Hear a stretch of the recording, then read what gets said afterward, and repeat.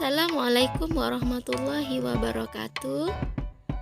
Selamat berjumpa kembali bersama Bu Rahma pada video pembelajaran kali ini, yaitu tema 2, menyayangi tumbuhan dan hewan.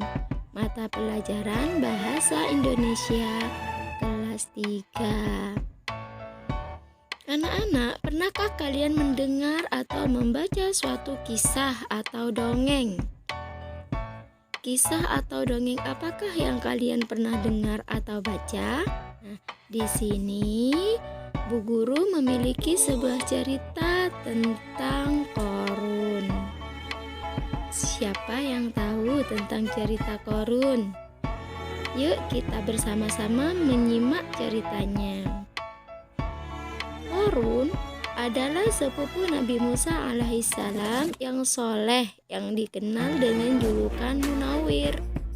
Qorun awalnya adalah seorang yang miskin harta. Suatu hari, ia meminta kepada Nabi Musa alaihissalam agar didoakan menjadi orang kaya raya, supaya bisa beribadah dan membantu sesama. Allah mengabulkan doa Nabi Musa dengan menjadikan Qorun orang yang kaya raya. Namun, sayangnya Qorun lalai akan janjinya, dan dia menjadi orang yang sombong dan durhaka. Maka Allah memberikan Qorun azab dengan menenggelamkan semua harta yang dimiliki Qorun. Nah, dari cerita Qorun tersebut merupakan contoh kisah yang ada dalam Al-Quran. Terus, bagaimana dengan dongeng? Apa sih yang dimaksud dengan dongeng? Kira-kira apa ya perbedaan kisah dan dongeng?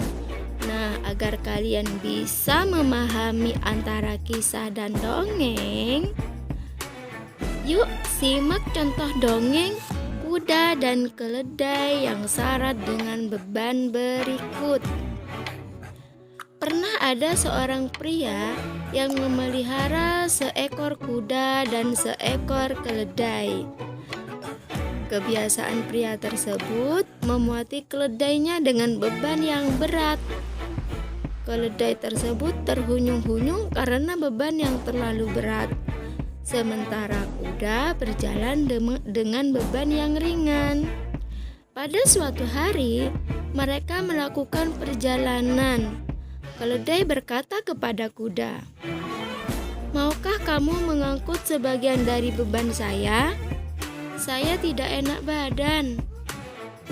Jika kamu mau membawa sebagian bebanku, mungkin saya akan cepat sembuh.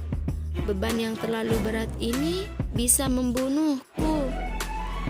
Kuda hanya menendang-nendang kakinya. Ia berkata kepada keledai agar tidak usah mengeluh.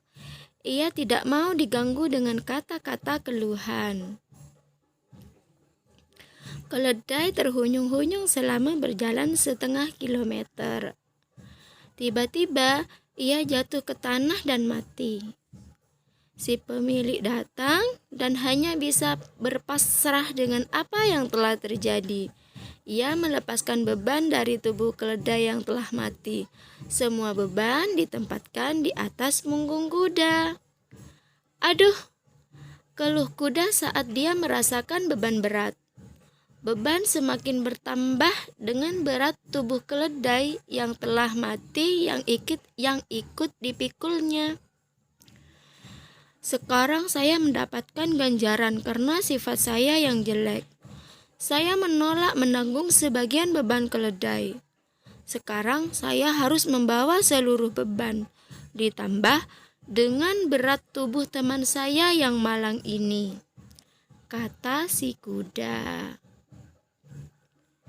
Nah, dari contoh cerita tersebut, dapatkah kalian menyimpulkan apa sih dongeng itu? Dongeng menurut Kamus Besar Bahasa Indonesia adalah cerita yang tidak benar-benar terjadi atau fiksi. Dongeng mengandung harapan, keinginan dan nasihat baik secara tersirat maupun tersurat. Manfaat dongeng. Manfaat dongeng yang pertama yaitu sebagai sarana hiburan.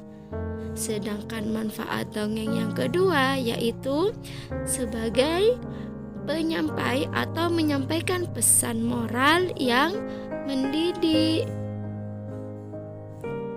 Terus apa perbedaan kisah dan dongeng? Kisah adalah cerita tentang kejadian dalam kehidupan seseorang.